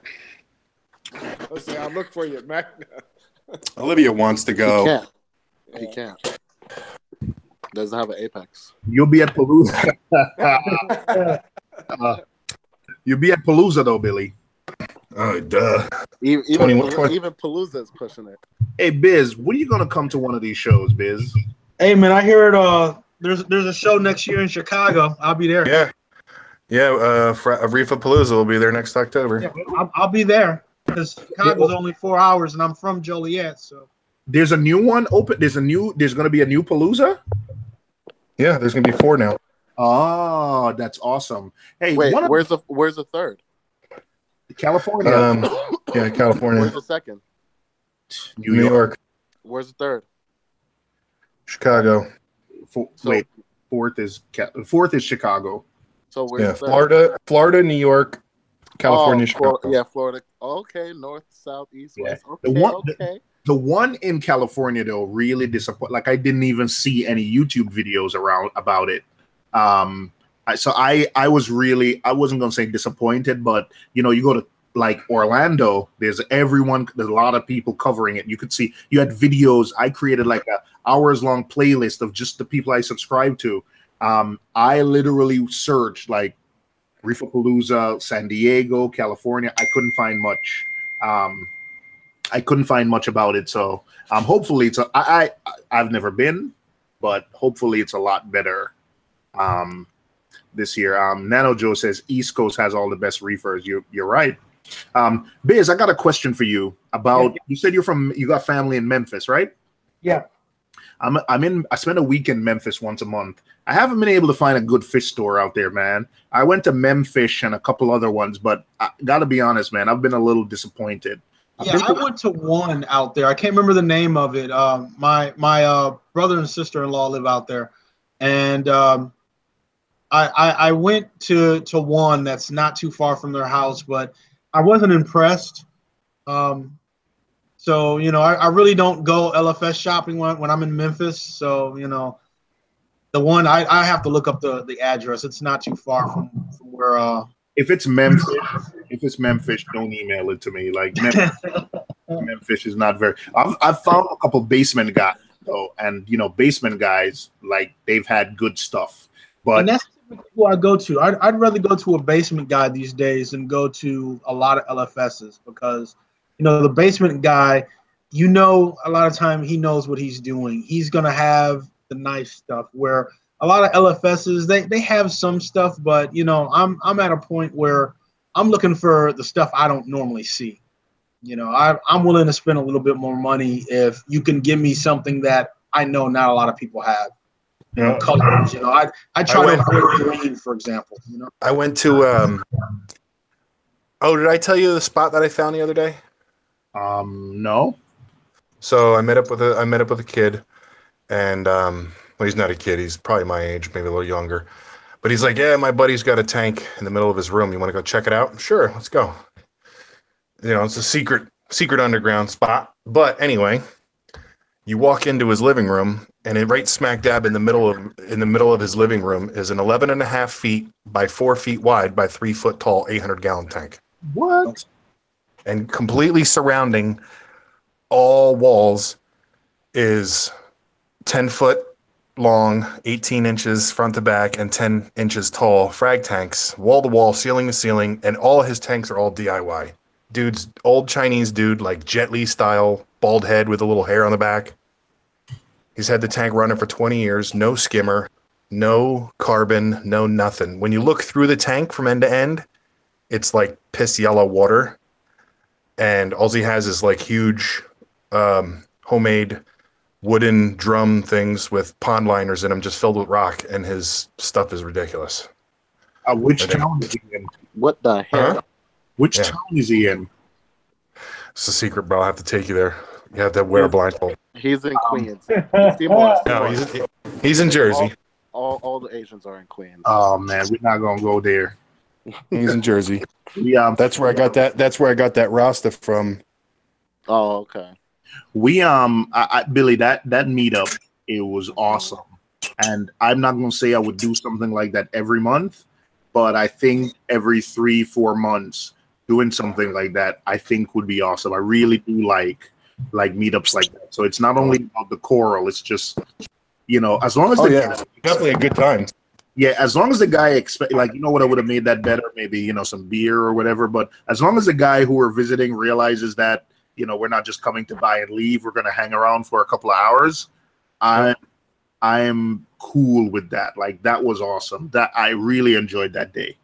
I have a spot picked out, probably September. He's gonna have a grill, barbecue, sweet corn, all that crap. Biz is asking any reefers here in the Midwest. I think Miss Fox is in St. Is she in St. Louis? I think she's in St. Louis. St. Louis. I love St. Louis. I think, yeah. That's where I go. That's where I go every other year for training for plumbing, for recertification. I think Miss Reefer Fox is in St. Louis. She's in St. Louis. Yeah. What? Yeah, I thought she was in Mizzou. She goes to school, doesn't she? No, she works. No, she works in St. Louis as Missouri. Yeah, No, Mizzou is in Columbia, Missouri. No. She's in St. Louis, I think. She is, all right. I'll have to look her up. Yeah, she's in St. Louis, I think. I think she's in St. Louis. Yeah. What is it? Do you have a kind of lack of good fish stores where you are? Is that what it is? No, St. Louis has a lot of good fish stores. Actually, there's probably about 5 or 6 stores in the St. Louis metropolitan area, and most of them are clustered by each other. So you can hit 2 to 3 stores when you go in a direction. The thing is, I'm looking for stuff that I can't find around St. Louis anymore. There's one store that has real good SPS, for example. There's another store that their fish is real good. Another store is good for LPS. So it pretty much depends on what you want. But I won't say I'm over them, but it's one of those things where I like to travel now, and I try to go to different LFSs when I move around, because I just want to see things that I don't see here. I go into an LFS here and I'm like, yeah, everybody got that here though. That's kind of what that's what really impressed me about that guy. Is that I saw stuff I never saw, which I had an awesome tank last year before a tank failure, and it's not the Apex failure it's just one of those things where I was going on vacation at 12 p.m. and 6 o'clock I was in Home Depot buying plumbing. Like, who told me to change a return pump the same day you're going on vacation? Bad idea. That was just bad idea. But I was growing Montes and Pusillipora. I had big colonies, so that died. But now I'm able to keep the basic stuff. Like, I don't have big colonies, but they're growing. So the next pieces I'm looking for are like showpiece, stuff. And I was really impressed. That's one of the things I loved about that get together is the guy had like showpiece stuff. And I think from what some of the other people are there, I didn't even catch the guy on his good day. Like, he has better stuff. I was impressed with what I think it's like I've been to places where people have had 1 or 2 good pieces. I've been to places where I've never been somewhere where the guy had so many good pieces in one area. And then Billy and some of these other people are telling me that there's better, and that guy has better, and he's going to have better at Reefapalooza, which is, I'm excited and scared for my wallet. I told my wife that I brought her a torch, which she loves, and I'm excited. She's excited, but I'm kind of scared for my wallet at the same time. I put a picture of this guy's house. I snuck in a couple pictures. Yeah, he's a nice guy. I really like these meetups. I like going to the shows, but I think that was 10 to 12 people. I like these meetups. Yeah, I could actually talk to my basement guy to see if we could do a meetup there. He's gonna make it worth your while, bro. Yeah. Nah, it's some dank, man. It's that fire. I mean, Billy, you wouldn't like it because he doesn't really mess with LPS and stuff. He has one really dope A-can. It's called Black Hole Sun. Well, my tank isn't just LPS. I have more encrusting. I have more SPS in my tank than I ever had. Oh, okay. I got, let me see. 1, 2. I got like 12 different pieces of SPS in my tank, besides the frags on the glass. Yeah, but he really doesn't do LPS at all. Maybe a few A-cans here and there. He's losing money. Everything else is no. I mean, honestly, around here we're all SPS junkies up here. Gotcha. Yeah, but he has this one A-can called Black Hole Sun. Oh my god, dead black, jet black center with like red around it with like I think it's amazing. Tell him, is he going to be at Palooza? I got one for sale for $600. What? Not that one, but mine. Oh, what's yours called? It's called the Billy Pipes Crusher. Oh, I like that. Huh? I'm gonna put a picture of it right now. Yeah, look it up. Look up Black Hole Sun A-can. Oh, I don't even pay attention to those names anymore, man. No. It's the only reason I say the name is just because it's actually related to like. Oh, here's a picture of that Pusillipora. Let me see here. Let me. I think I took a ruler. I took a picture of it. I don't know if it was a picture or a video. but the one head was 2 inches. Where is it? Hey, yo. Where is it? I'll find it. Hold on. Oh, here it is next to the ruler. There we go. Billy, I just dropped the link for the black hole sun. I'll check it. There you go. Check out that A-can. Hold on. Did you put it in the Hangouts? No, Yeah. you just that was the Priscilla pour, Billy. No, it's uploading. I hit the wrong one. Oh. There you go. Ooh. All right, we gotta give me a second. That's honestly very similar to the black hole sun. Damn, that thing is 1 inch ahead. No, it's 2. It's almost 2. That was right after I smacked it with the ruler, and that's on the outside of the glass. Yeah. Like, or up against the glass, because I accidentally touched the A-can and it shrunk a little bit. Yeah. Let me see if I have a different picture. Hey, where are you sending this, Billy? Oh man, I'm missing. It's in Hangouts. It's in the Hangout. Yeah, I'm not. I don't know. Right, so Maybe because I started it. Maybe because I started it. No, I think it's because you're on the computer. It only comes up on phones. oh, Yeah. You're lost. yep, you're beat, bro. Yeah. Yo, You've seen it though. You've been at my house. You've seen it. Yeah. Billy, look at the one I just sent you. To me, it's really cool in person. Maybe it's not up to your par. No, it probably is. Get it, par? Yeah. Gotta have that low par. Yeah. Let me see. Hold on.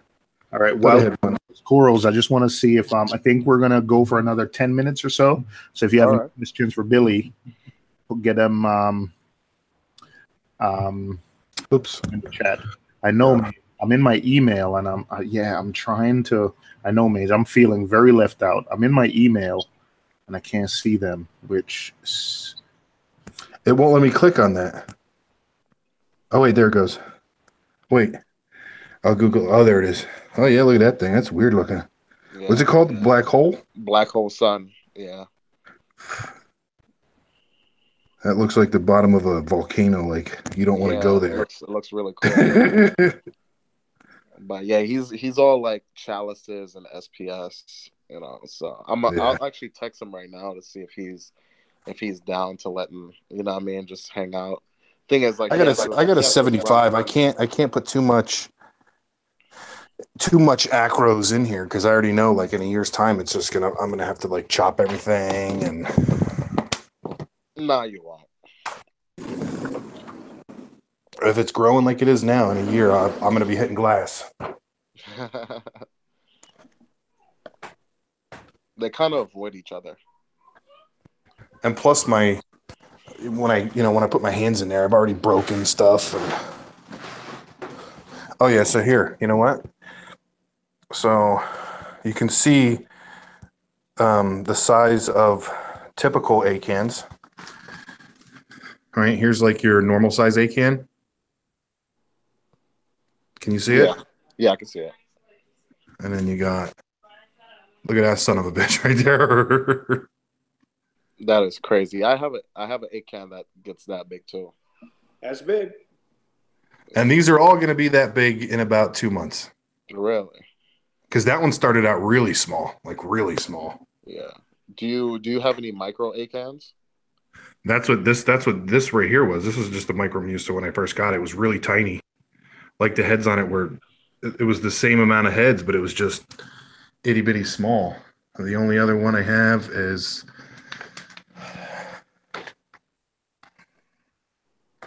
that's it. All right, Mage. I've tried everything. For some reason, those pictures, I don't know, it's not showing up on my phone. So, boo-hoo to Hangouts. Yeah, technology.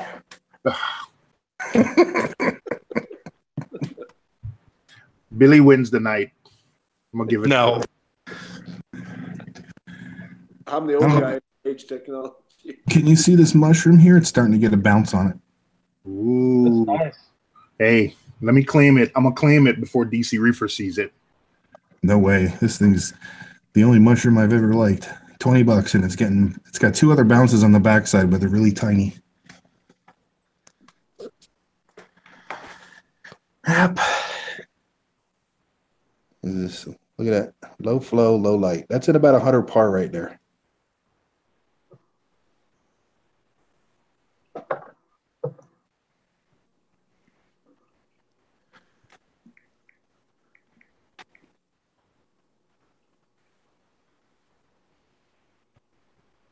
Olivia made me take the tank off of Craigslist.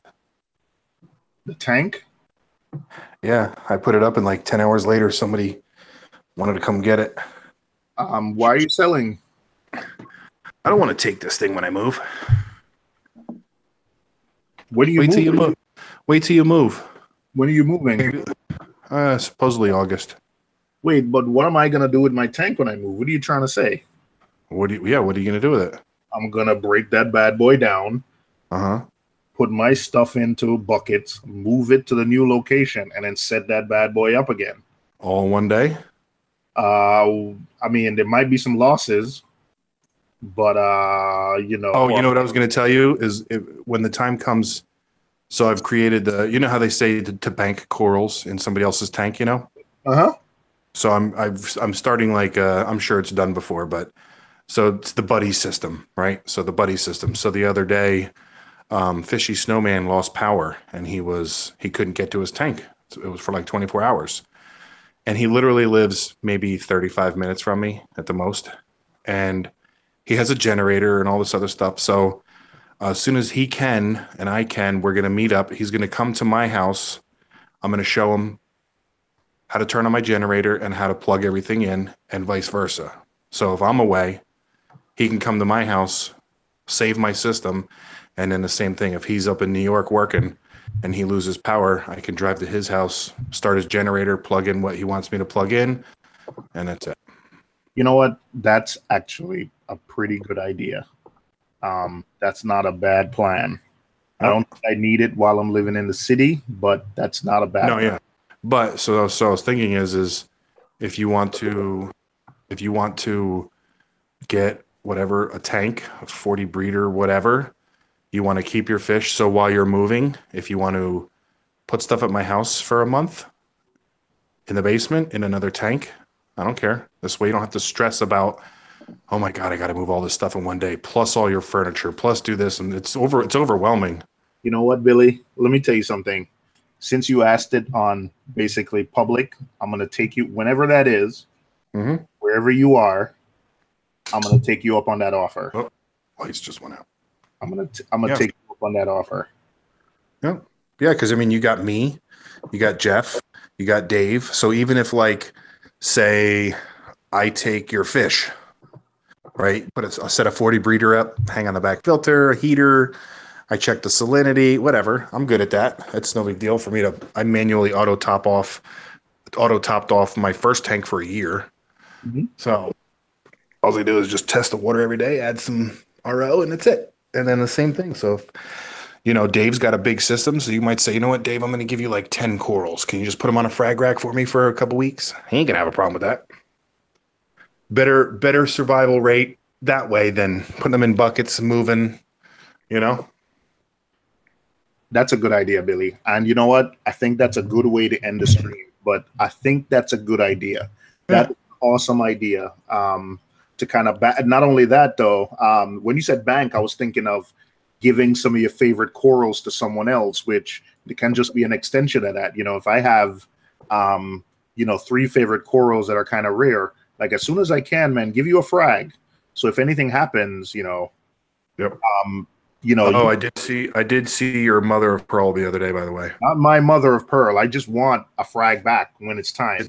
It's not ready yet. He fragged it when he originally got it and put it in 2 different places, and they're both, the colors on them are legit. Like when it's time, you're gonna like it. He's a professional, man, so I let him do what he does. Yeah. So whenever the time is right, I'll take a frag of it. But oh yeah. All right. Yep. Fishy said he'll help. Just say the word. All right. It's Fishy's still here?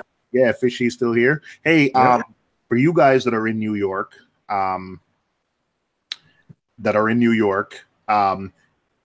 have like some discosoma mushrooms that I hate. So if anybody's going to Palooza and they want like a piece of rock with some discosoma mushrooms, just let me know, and I'll bring it to Palooza. In fact, I'll bring it to Palooza anyway to see if I can give it to someone. Anyone's coming to Palooza. It's like a decent sized rock, maybe 7 inches by 5 inches, but it has maybe anywhere from 5 to 10 mushrooms, maybe 15 by the time we get to Palooza. They're just red, some are brown, some are the Supermans, the red, with the little blue spots on it. So if anyone's going to Palooza, and they want some mushrooms, I'll happily take it. You could have it. I'll bring it and leave it with Billy's wagon if anybody wants it.